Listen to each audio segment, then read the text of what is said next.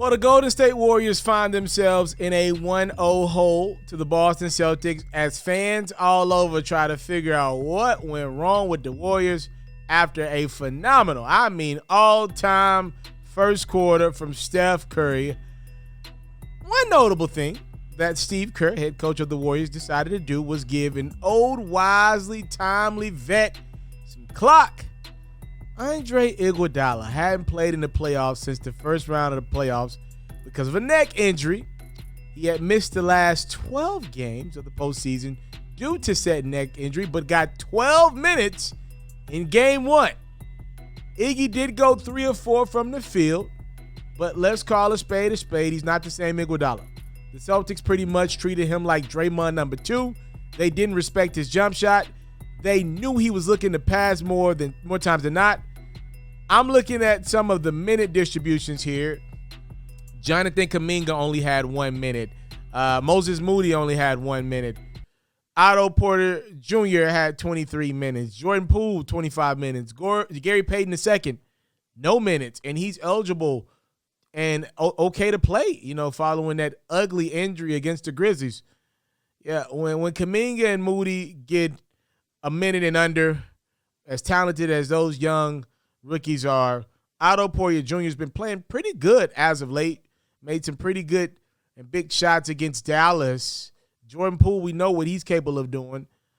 Gary Payton II, if he's available to play and if he's back from injury, he was just starting against Memphis. You're telling me now he's just a DNP, all in favor of bringing in Andre Iguodala?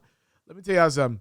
When I saw Iguodala go down in that Minnesota series, go down in their first round matchup against Denver, I said to myself, he's going to be back.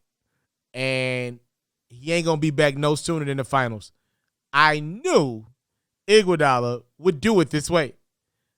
Andre Iguodala is one of the greatest finessers in NBA history. Not mad at the brother, but he is a finesser. All right, let's call it. He has gotten a lot out of this game called basketball, including an NBA Finals MVP. All right? I knew Iguodala would find a way to make that court in the NBA Finals. I'm not trying to call nobody's bluff on no injury. If he say he was hurt, I guess we got to let him be hurt in previous rounds. I just find it very ironic that all of a sudden Iguodala is not only eligible to play, but he's getting more minutes than other guys. So not only did he go from not playing in the last series, they bumped him up and skipped him past Jonathan Kuminga, who I believe to be, at this point in his career, more athletic, a better shooter than Iguodala, obviously a better finisher around the rim than Iguodala. He doesn't have the IQ that Iggy does, but you're going to give Iguodala minutes over him? Gary Payton II, who's a big part of your rotation.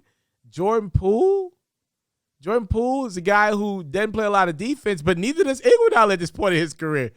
I cannot believe Steve Kerr did that. I am not shocked that Andre Iguodala did that.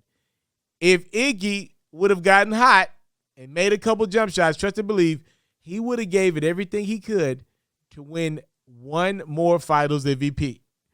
This is who he is. He has picked his spots. He didn't want to play in Memphis. Nah, I'm too good for that. I wanted to be in Miami. Okay, maybe they're not as good as I thought. Let me get up out of there. Let me go back to Golden State.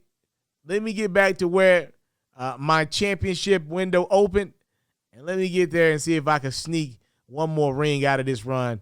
And while I'm not playing, let me be a mentor, which I'm sure he does a great job of. He's a lot of those young gentlemen's vets. I'm sure he does a great job there.